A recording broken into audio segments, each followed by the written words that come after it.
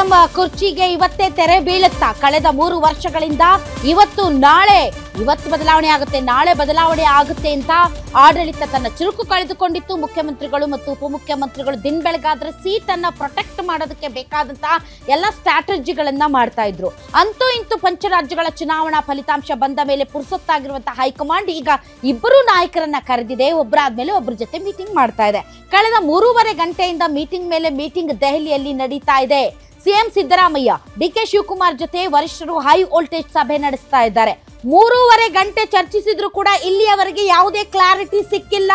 ಒಳಗಡೆ ಏನ್ ನಡೀತಾ ಇದೆ ಅನ್ನೋದರ ಬಗ್ಗೆ ಹೊರಗಡೆ ಮಾಹಿತಿಗಳು ಬರ್ತಾ ಇಲ್ಲ. ಆದರೂ ಸಿಎಂ ಸಿದ್ದರಾಮಯ್ಯನವರ ಜೊತೆ ನಡೆದಂತಹ 1-to-1 ಮೀಟಿಂಗ್ ನಲ್ಲಿ ಏನೆಲ್ಲ ಚರ್ಚೆ ಆಯ್ತು?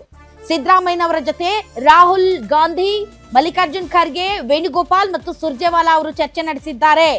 ಮೊದಲಿಗೆ ಸಿದ್ದರಾಮಯ್ಯ ಅವರ ಜೊತೆ ಚರ್ಚೆ ನಡೆಸಿದ ನಂತರ ಇದೀಗ ಡಿಕೆ ಶಿವಕುಮಾರ್ ಅವರ ಜೊತೆಗೂ ಕೂಡ ಮೀಟಿಂಗ್ ನಡೀತಾ ಇದೆ.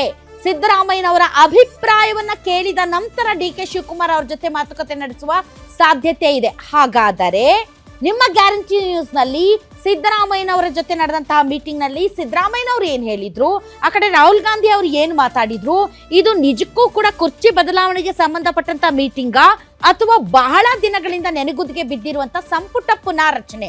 ಮೇರಾ ನಂಬರ್ ಕಬ್ಬಾಯೇಗ, ನಾನು ಯಾವಾಗ ಸೂಟು ಬೂಟು ಹಾಕೊಂಡು ಓದ್ ತಗೊಳ್ತೀನಿ ಅಂತ ಕಾಯ್ಕೊಂಡು ಕುಳಿತುಕೊಂಡಿರುವಂತಹ ಮಿನಿಸ್ಟರ್ಸ್ ಅವರು ಮತ್ತು ಮಿನಿಸ್ಟರ್ಸ್ ಆಗ ಬಯಸುವವರು ಅವರ ಒತ್ತಾಯಕ್ಕೆ ಮಣಿದು ಏನಾದ್ರೂ ರೀಶಫಲ್ಗೋಸ್ಕರ ಅವ್ರನ್ನ ಕರೆದಿದ್ದಾರಾ? ಹಾಗಾದ್ರೆ ಮೀಟಿಂಗ್ ಅಲ್ಲಿ ಏನ್ ನಡೀತು?